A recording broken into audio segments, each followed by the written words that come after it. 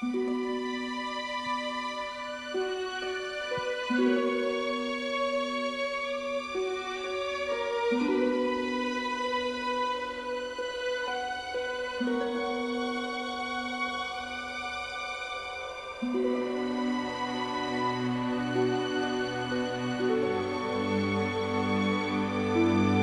star, Aaron Kwok, and he's a dancer, singer, pop star in Hong Kong.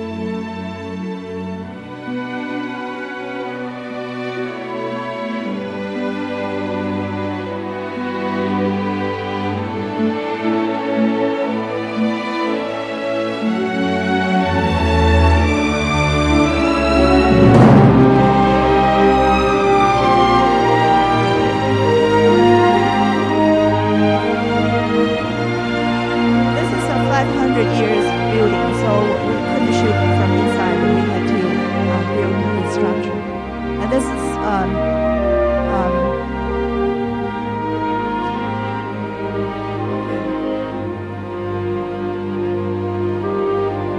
that was Jennifer Tilly's.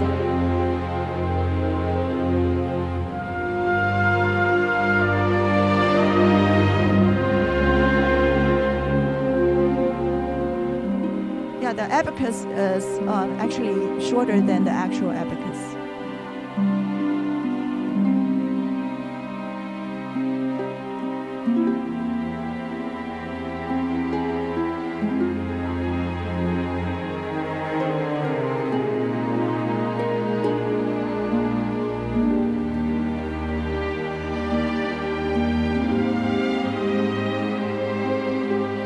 So the guy is carrying the camera on himself, and now he steps onto this and he goes up.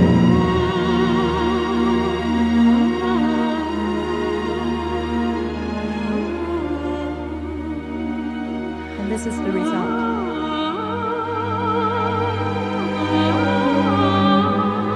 This part was done by the CGI. It was added on later.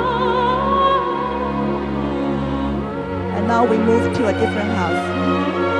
So we combine two houses.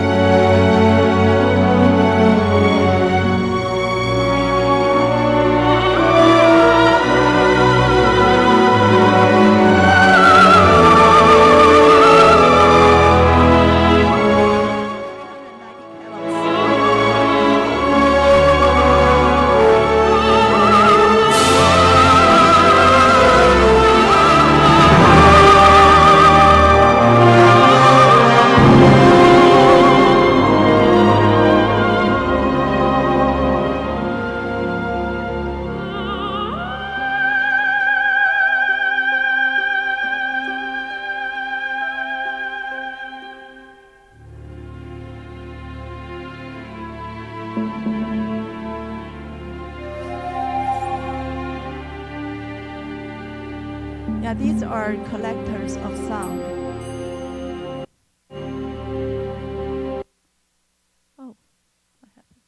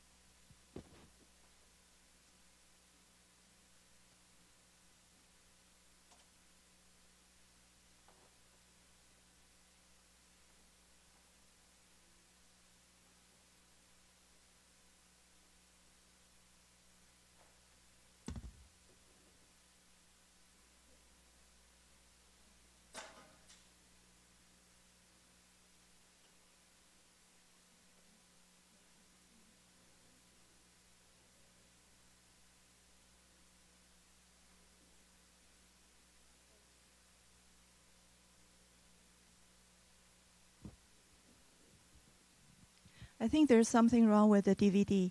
So let me talk a little bit, and once we find a place, we'll play the last half of the DVD.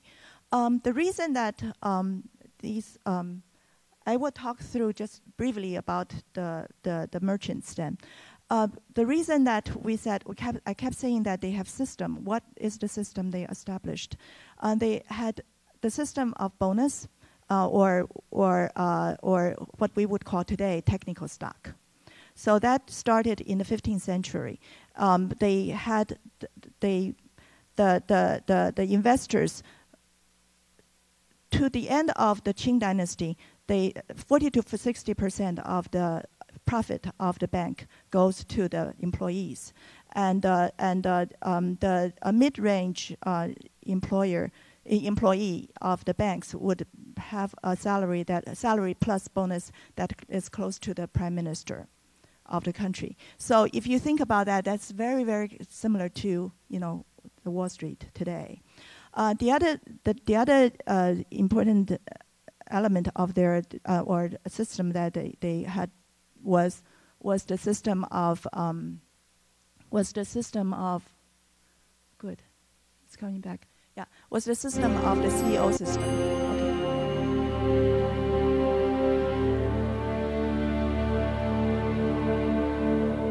Okay. Sorry, while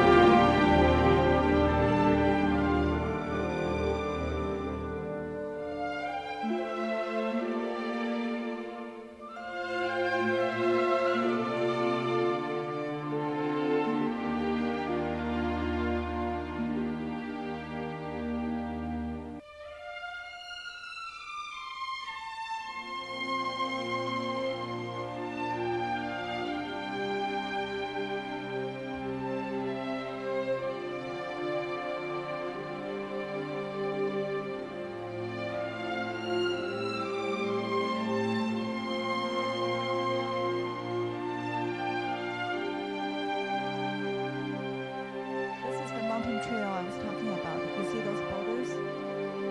And this is how the crane went up because they didn't want us to use the cars. So you see the red crosses?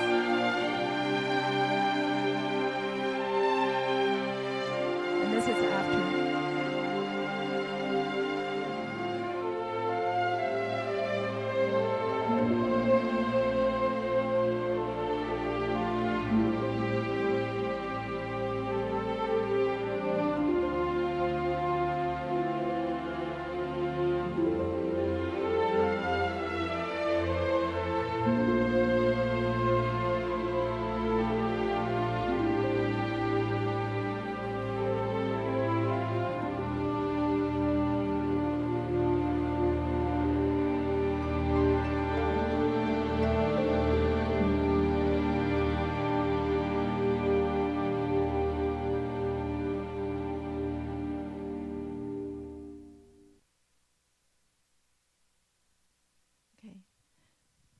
So let me finish talking about the merchants then.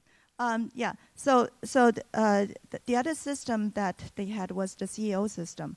That is, once the investor choose like the CEO or the general manager, he cannot interfere with the management. So they had a clear division between the investment and the managerial job. So to the extent that the investors could not step into the compound of the companies, so that not only he cannot interfere, none of his family members could interfere. So because of that kind of strict rule about the management, they were able to recruit the best people. They were actually competing with the court for the best talent throughout the entire Qing dynasty time. Okay. The other thing was that the important element, when at the very beginning I said, the scholar said to me that you have to pay attention to their system, you have to pay attention to their ethical code. All the managers were first trained as young kids when they were brought up.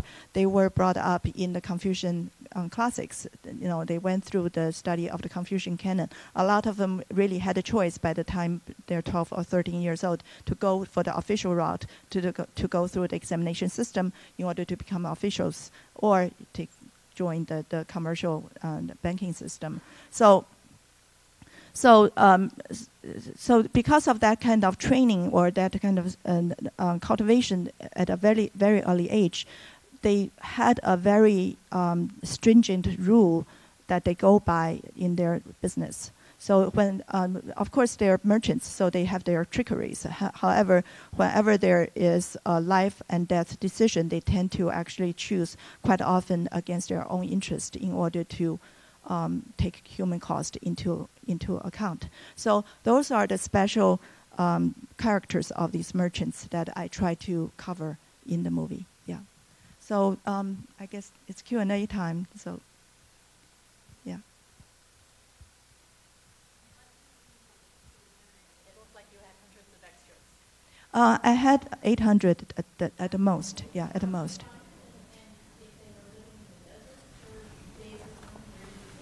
No, actually. Oh. We have a camera behind you, and it doesn't hear you when you're talking from the audience. So we would be glad to take your questions, but what it means is you have to learn to speak like I'm speaking now directly into the, and I will give her a mic to reply, all right? Voila. This is a very impressive spectacle, and it appears that you have hundreds of extras who had to spend time in the desert. And my question is, where did you recruit them, and how did you house them and maintain them while you were filming?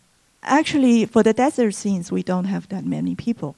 It was really for the town scenes that we had people, and those people were just from the location. And when the movie came out, a lot of Hong Kong directors got very envious, and they said, where did you get your extras? I don't care about your principals, but where did you get your extras? Why are they so good? And that's because that was the first time that they got onto movie making, So they put their hearts and soul into their scenes. When there was a scene that it was a bank rush again, and I tell people, I said, don't look at the front people, because those people actually were highly paid, the people in the front. But look in the back. Look at the people in the very, very back. They were acting their hearts out. so because that was their first time to be in filmmaking, and they knew that probably their last time too. So it's very different from going to a studio. From a lot of movies that, especially from China, if you look at the extras, they were like wooden, and they were there for their salaries. They weren't there to act. They got so bored already knowing what movie making is like. So yeah, so that was the bonus benefit that by going onto the real location. Yeah. Rest. I came to this evening mainly for the love interest, and you didn't show any of it at all. And I understand that in Beijing, they were not at all happy when they saw parts of the Russias, or whatever you want to call them. And they suggested to you, a suggestion from Beijing is an order, that, shall we call it the sex, be deleted. So for Chinese release, you deleted, and for American release, you put it back in? Or tell us about sex. Yeah, we had a lovemaking scene, and it was tame by the American standard, but quite explosive in the Chinese way, in the Chinese eyes. So they actually said to me, cut that whole scene out and leave only 10 seconds. and to cut all the dialogue out too. And it was, to me, important scene because it has to do with the history of these two people, when they actually went through the the ritual of, losing virginity with each other. So it's an important scene for their, their bonding. But that was cut out. So what they allowed me was 10 seconds to at least show, that they had that relationship. So it was like three shots, that's it. But that was, what's interesting really is that they allowed me to keep the entire rape scene in and to cut the lovemaking scene out. That tells you a lot about the value system, yeah. You should have asked them when you were in Beijing, how do you think you get little new communists to replace the... I'm always interested, because I do political science and history, in the nature of Chinese censorship anyway. To me, the giant of revolutionary Chinese cinema is Zheng Yimou, and his great films starting with Hang the Red Lantern or going to Jiaodu, going up to the Live in Shanghai Triad, etc., etc. He today is much more commercial than he used to be when he was cutting edge, but I understand that Beijing refuses to allow Chinese citizens to see one of his masterpieces, which is To Live. Why do you think that is? There were some lines in there that was, I think, to this day, very daring. If you know the movie, and what really it was but I don't know why they didn't just cut those lines and then still make the movie, allow the movie to be shown. But those lines, it goes like this. When you have a chicken, you have some eggs. When you have eggs, you have more chicken. When you have more chicken, you sell the chicken, and then you buy a cow. And when you have cow, and then at the end is. Then you have communism, and then the child asks, "What happens after?" And they said nothing. And that was a line that Zhang Yimou invented in the script. Imagine how daring that was. I think to this day it would be considered daring. So he was a real rebel in his early days, but he was not. He was. To this day, I respect him a lot because my crew, half of them came from him, at least half, if not more. He is a one-man institution. He's able to keep these people fed and keep them together so that he has a complete crew. Whenever he wants to make a movie, he has a complete crew. And that includes cooks, includes catering service.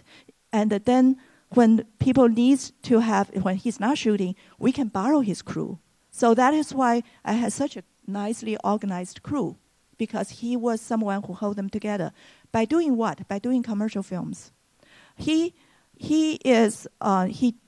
right around the June 4th, right after the June 4th, he did 3 small films, all very good films, and one is more of a failure than the next, box office-wise. It has nothing to do with the government. It was just small films. His good and small films do not make money.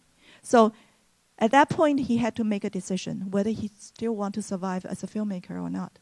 And he decided to do the big blockbuster commercial films. So that is the reality that a lot of filmmakers have to live with in China. The audience wanted big things. Why? Because if you look at the price of tickets, some of their cities the theaters charge more. Like in Shanghai, they will charge more than we charge here.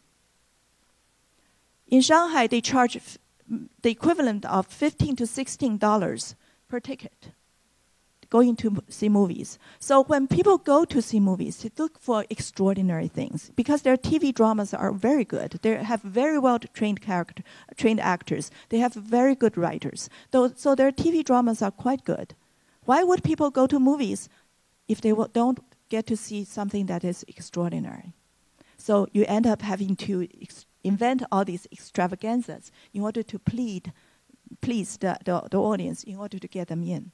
So that's the dilemma that all the filmmakers in China have to face with and try to have to get around with.